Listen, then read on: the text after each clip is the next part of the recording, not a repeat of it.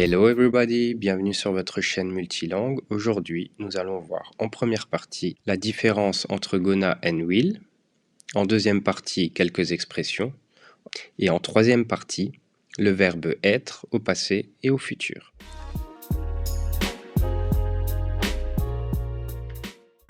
Donc, la différence entre gonna and will.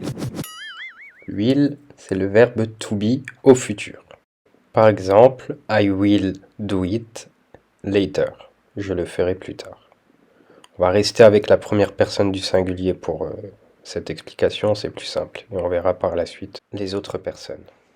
Ensuite, gonna, c'est to go. Aller, le verbe aller. Son infinitif est to go. Retenez bien ça. Mais gonna, en fait, c'est la forme contractée de going to. Gonna, c'est un mot qui utilise une forme contractée. Il y a beaucoup de contractions comme to want, wanna. Vous voyez, ça fonctionne comme ça. Bref, là on est sur gonna. Gonna, donc c'est la forme contractée de going to. Going to, qu'est-ce que ça veut dire? Comme tout à l'heure, nous avons vu l'exemple I will do it later. Donc ce qui veut dire je le ferai plus tard, dans le futur. Je n'ai pas envie de le faire là maintenant. J'ai pas envie de le faire dans un futur proche, je vais le faire plus tard. I will do it later. Écoutez bien, c'est simple. I going to. Pour le moment, voilà, je vais vous montrer. Pour le moment, gonna, on l'oublie. On le met de côté. On va travailler avec going to et ensuite vous le transformerez. C'est mieux. Après, vous pouvez utiliser going to ou gonna. Moi, je conseille d'utiliser gonna parce que beaucoup de gens. Je préfère vous apprendre, moi, ce qui est utilisé dans la vie courante, ce que vous allez entendre à la télé, ou si vous regardez Netflix, par exemple, que vous aimez regarder les séries en anglais, surtout les séries américaines, ils vont utiliser ça, c'est plus compréhensif, et c'est plus simple, ça écourte les phrases, voilà. Donc moi, je vous conseille gonna, après, c'est votre choix, moi, j'apprends ce qui est le plus utilisé. Alors, I going to.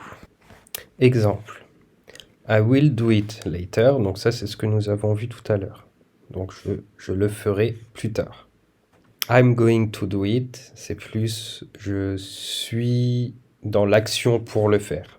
Je suis en train d'aller le faire.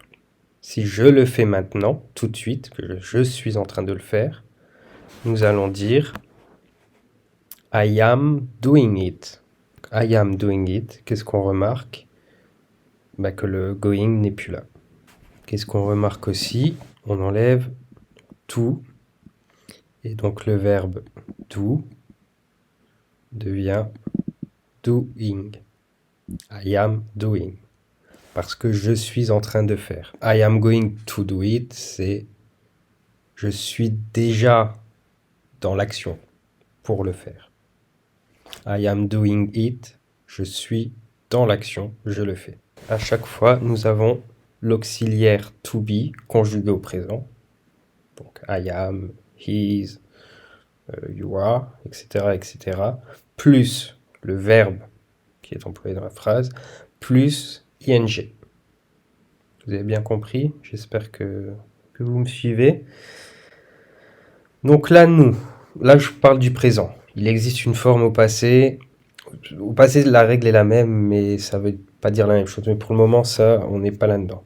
Là, nous revenons maintenant avec gonna et will, qui sont au futur. Vous avez bien compris, I am going to, vous avez compris le sens. Maintenant, I am going to, on l'oublie. C'est gonna. Tout simplement.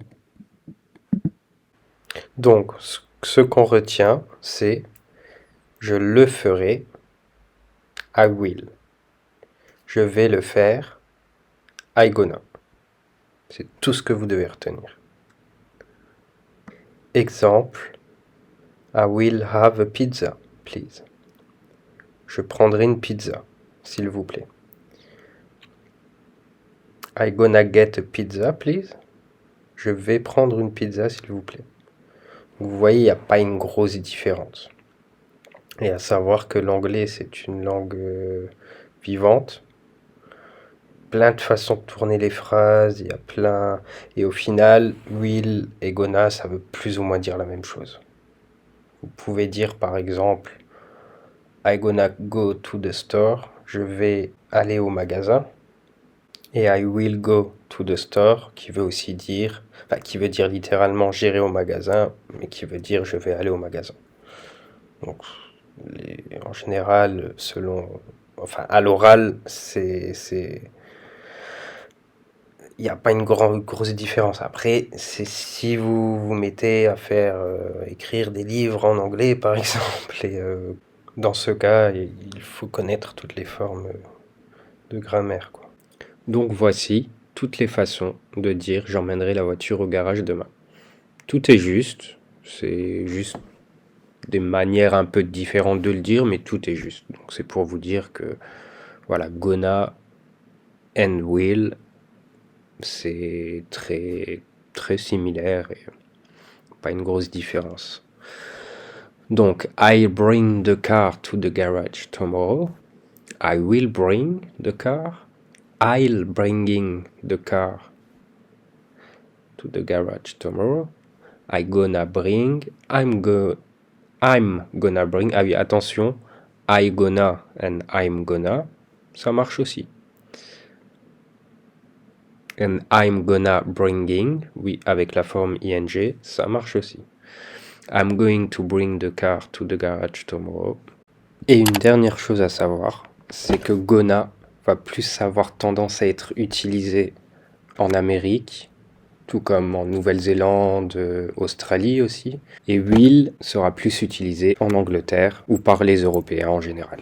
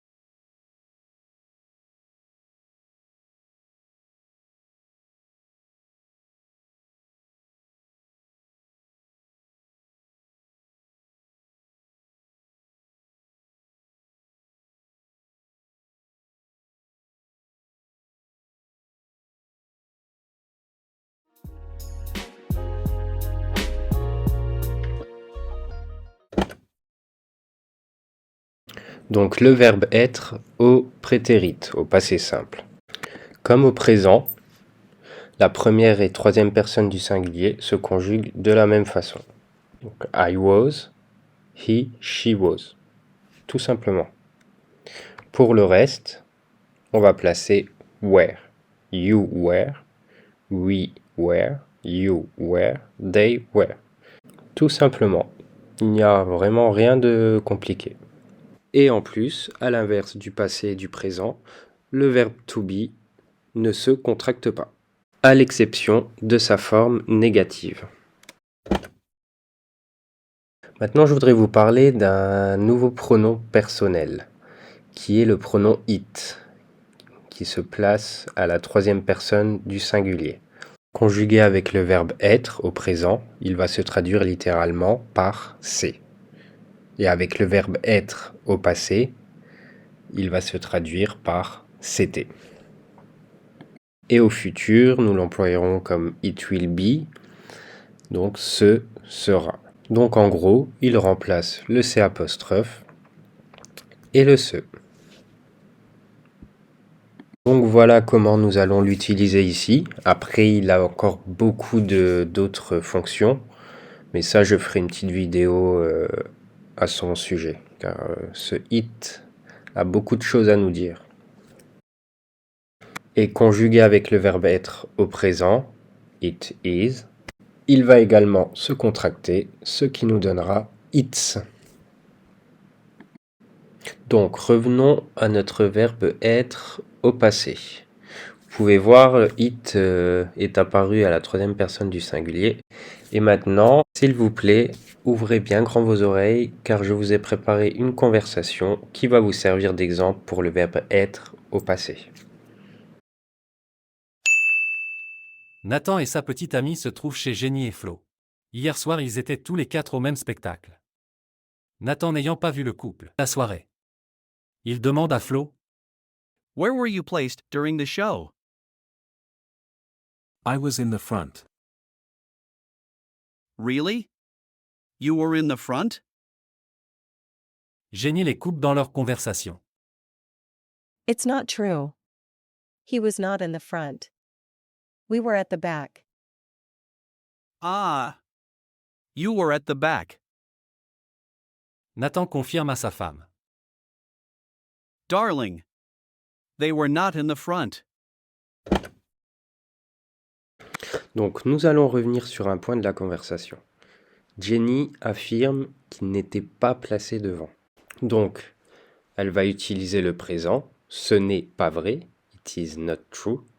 Et ensuite, le futur est utilisé, we were not in the front. Donc, comme vous pouvez le voir, sous sa forme négative, le not est toujours placé après le verbe to be. C'est comme en français. Exemple, je n'étais pas, le pas se trouve après le verbe. Il faut juste oublier le n avant le verbe. Le n ou le ne, ça on oublie. Et on a notre pas qui se place après le verbe. Donc, en résumé, to be, dans sa forme négative, c'est le pronom, le verbe et le not. Et cela, que ce soit au passé, au présent ou au futur, not aura toujours la même place et s'emploie toujours de la même manière.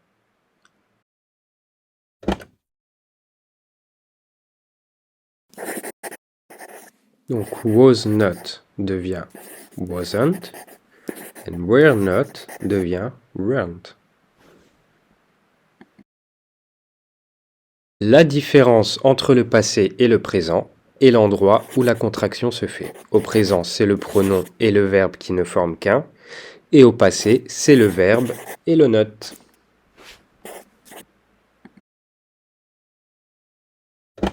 To be au futur devient will. La conjugaison du verbe reste identique à toutes les personnes.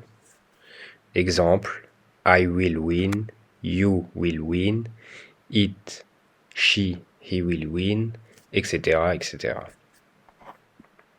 Et bien évidemment, will se contracte.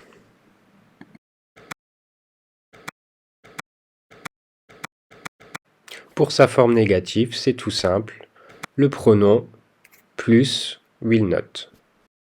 Il possède une forme négative contractée aussi, ce qui nous donne le mot want. Je souhaiterais ouvrir une petite parenthèse. Comme je le répète assez souvent, moi je vous donne toujours deux formes, comme là vous avez la forme contractée et non contractée par exemple. C'est bien de le savoir, car vous allez l'entendre lorsque vous communiquez avec quelqu'un ou à la télé ou autre.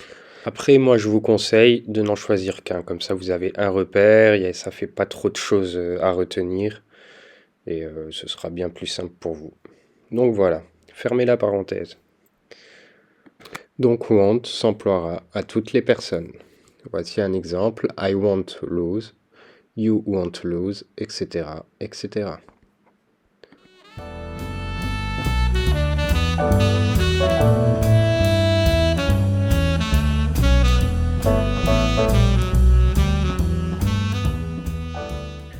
Donc voilà ce que vous avez appris au cours de cette leçon.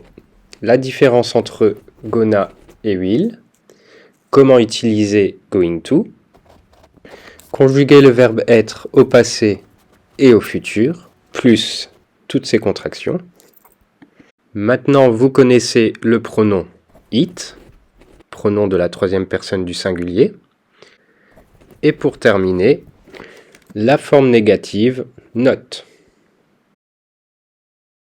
Et voici quelques exercices.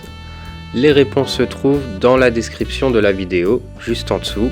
Suite à ça, vous trouverez, comme toujours, l'annexe des mots employés durant la leçon et leur traduction. Merci d'avoir regardé cette vidéo, j'espère que ça vous aura bien appris, bien aidé surtout. Et je vous dis à bientôt. Bye!